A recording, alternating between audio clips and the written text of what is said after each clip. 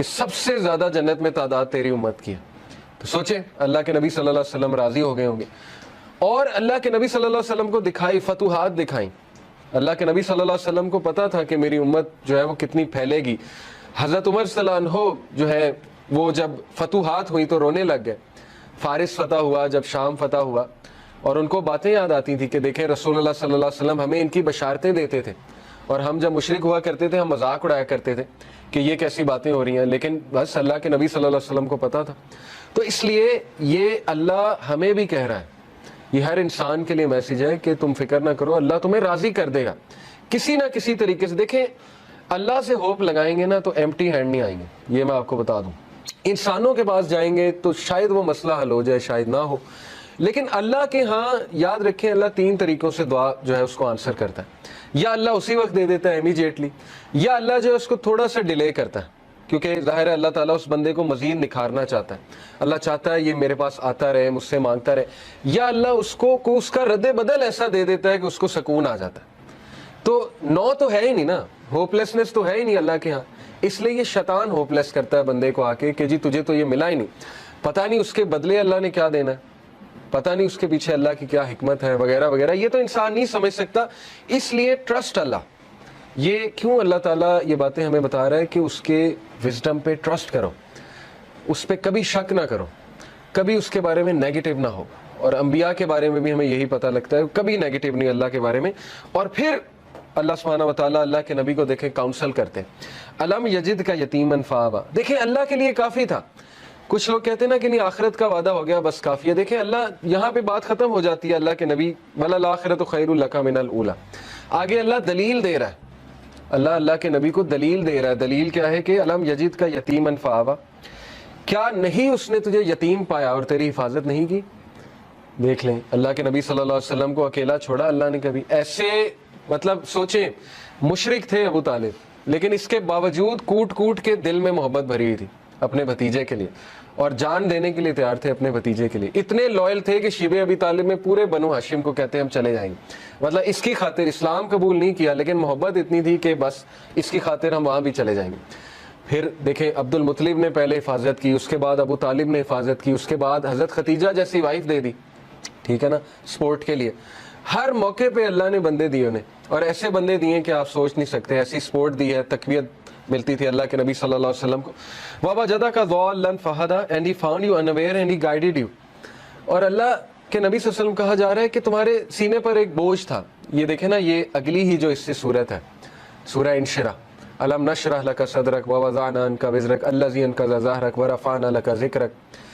اللہ کے نبی کو یہ کہا جا رہا ہے نا, اللہ کے نبی کیا ہم نے تمہارا سینہ جو ہے وہ کھول نہیں دیا, اور تمہارے اوپر جو بوجھ تھا ہم نے وہ ہٹا نہیں دیا. وہ بوجھ کیا تھا؟ اللہ کے نبی اپنے لوگوں کے بارے میں پریشان ہوتے تھے, سوچتے تھے ان کا کیا بنے گا, لیکن ان کے پاس کوئی میکینزم نہیں تھا. کہاں سے شروع کروں, کیسے ٹھیک کروں, حالات کیسے ٹھیک ہوں گے. یہ سوال اتنا امپورٹنٹ سوال ہے نا آپ کی زندگی میں کہ میں کہاں سے شروع کروں. ہر ایک کو یہ ہوتا ہے میں کہاں سے شروع کروں.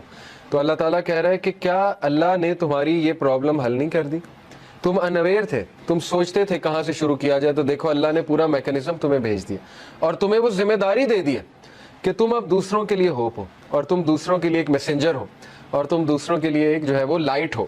تو اس لیے یہ ہمیں بھی میسج ہے کہ ہوپ لیس نہیں ہونا ہے کسی بھی اسٹیٹ میں, کسی بھی کنڈیشن میں.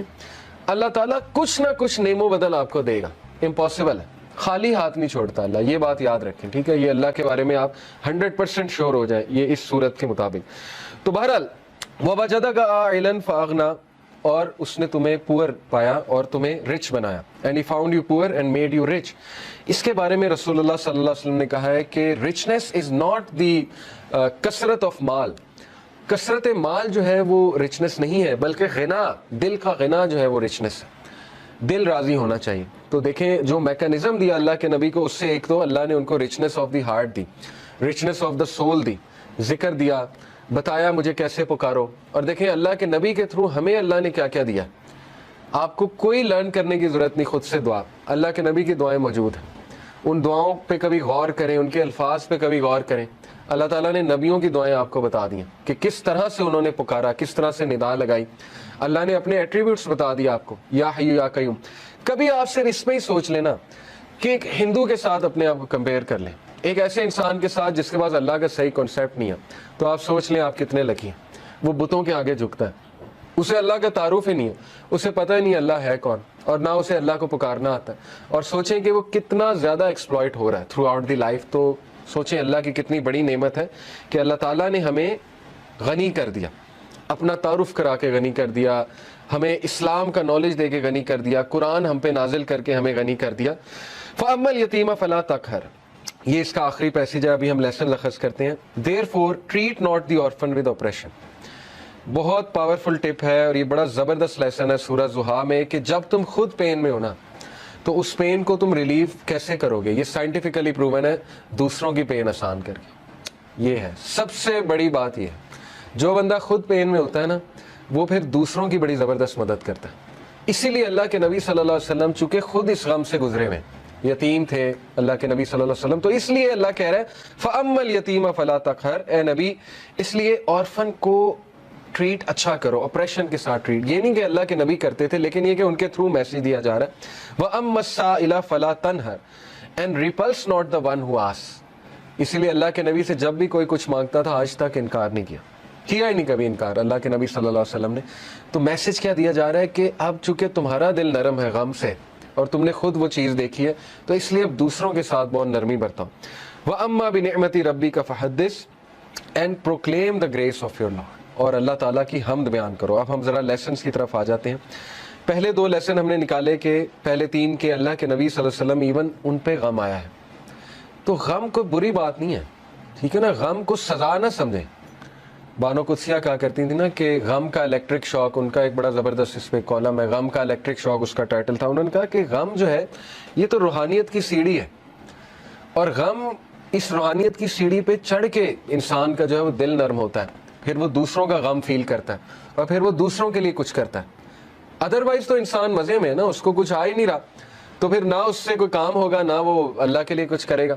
جیسے میں اکثر مثال دیتا ہوں، دیکھیں عمران خان صاحب کی والدہ کو غم، اگر وہ غم نہ آتا کینسر والا، تو شوکت خانم تو آج نہ ہوتا نا۔ کتنے لوگ مستفید ہو رہے ہیں شوکت خانم سے، تو ایک غم نے دیکھیں انہیں کیا کرنے پہ مجبور کر دیا۔ اسی طرح کئی لوگوں کی آپ سٹوریز پڑھیں گے کہ ایک غم نے ان کو پتہ نہیں کتنا بڑا جو ہے وہ عظیم ایک لیڈر بنا دیا، یا ایک بہت بڑا فلنتھروپسٹ بنا دیا، کیونکہ وہ اس غم سے گزرے تھے۔ تو اس لیے اللہ کے نبی صلی اللہ علیہ وسلم کو بھی غم آیا، نبیوں کو بھی غم آیا ہے، لیکن یہ کہ دوسرا لیسن یہ ہے کہ ہر اندھیر کے بعد صبح ہے۔ کوئی بھی سچویشن مکمل اندھیری نہیں ہوتی ہے۔ ہاں مکمل اندھیری تب ہے جب آپ انسانوں پہ رلائی کر رہے ہیں، پھر مکمل اندھیر ہے، کیونکہ انسان نہیں دے سکتا۔ اللہ تعالیٰ نے قرآن مجید میں کہا کہ جو مانگنے والا ہے وہ بھی ضعیف ہے، اور جس سے مانگا جا رہا ہے وہ بھی ضعیف ہے۔ ضعف الطالب والمطلوب، آئی تھنک یہ آیت ہے۔ اس سے کیا آپ کو پتا ہے کتنا پاورفل لیسن اس سے ملتا ہے کہ اللہ نے مثال دی کہ جو مشرک ہے نا، جو جس سے وہ مانگ رہا ہے، جس شرک کر رہا ہے، وہ اتنی ویک چیز ہے کہ پہلی تو بات وہ اسے دے نہیں سکتا، اور جو مانگنے والا ہے وہ بھی ویک ہے۔ اس کا اپوزٹ کیا ہے؟ علماء کرام آپ کو پتا ہے کہتے ہیں کہ اس کا اپوزٹ کیا ہے؟ اس کا اپوزٹ یہ ہے کہ تو مانگ کس سے رہا ہے؟ اللہ سے، ہو از دی موسٹ پاورفل۔ تو مانگنے والا بھی کیسا ہونا چاہیے؟ اگر وہاں تھا کہ مانگنے والا ضعیف ہے اور جس سے مانگا جا رہا ہے وہ بھی ضعیف ہے، تو یہاں کیا ہونا چاہیے کہ مانگنے والا وہ بھی پاورفل ہونا چاہیے، اور جس سے مانگا جا رہا ہے وہ تو ہے ہی۔ تو اس لیے اللہ سے ایسے ویسے نہیں مانگنا، اللہ تعالیٰ سے جب مانگنا ہے تو تگڑا بن کے مانگنا ہے، اتنا توکل، اتنا بلیف ہونا چاہیے۔ یہی تو مومن کی مثال ہے۔ مشرک کی مثال کیوں اللہ نے کہا ضعیف ہے مانگنے والا؟ کیونکہ اس کے ہارٹ میں ڈاؤٹس ہیں، اس کو مانگنا ہی نہیں آ رہا ہے، اس کو پتہ ہی نہیں ہے میں نے مانگنا کیسے۔ لیکن بلیور کے ہارٹ پہ اللہ تعالیٰ نے ایسا جو ہے وہ ایک یقین طاری کیا ہوا ہے کہ وہ مانگنے والا بھی بہت اسٹرانگ ہے، اور جس سے مانگا جا رہا ہے وہ تو پھر اللہ ہے۔ تو یہ بات آپ ہمیشہ یاد رکھیں، ٹھیک ہے؟ کبھی بھی ڈاؤٹ نہیں کرنا اللہ کو، اور پھر تگڑا بن کے مانگنا ہے۔ اللہ سے جب مانگتے ہیں تو پھر 100% ہوپ کے ساتھ مانگتے ہیں۔ یہ دعا کے آداب میں شامل ہے۔ اللہ کے نبی صلی اللہ علیہ وسلم نے فرمایا تمہاری دعا تب تک قبول ہوتی رہے گی جب تک تم یقین سے مانگو گے۔ جیسے اس میں تھوڑا سا ڈاؤٹ آ گیا، جیسے اس میں یہ بات آ گئی کہ پتہ نہیں اللہ کرے گا نہیں کرے گا، تو وہ دعا پھر فالٹی دعا ہے، اس میں پھر کمی ہے، اس دعا میں اس میں پھر بہت زیادہ یقین آنے کی ضرورت ہے۔ تو اس لیے ان چیزوں پہ ورک کرنا چاہیے۔ دیکھیں ویلیو ایڈڈ چیزیں یہی ہے کہ اپنا یقین بڑھاؤ، اپنا توکل بڑھاؤ، ٹھیک ہے؟ تو بہرحال یہ ہمارا دوسرا لیسن تھا کہ ہر اندھیر کے بعد جو ہے وہ روشنی آئے گی ہی آئے گی۔ اور پھر تیسرا لیسن یہ کہ اللہ کے نبی کو اللہ سبحانہ و تعالیٰ یہ دلاسا دے رہے ہیں، یہ تسلی دے رہے ہیں کہ تمہارے لیے جو آنے والی جو دنیا کی زندگی ہے، آنے والی جو زندگی ہے وہ اس سے بھی بہتر ہے.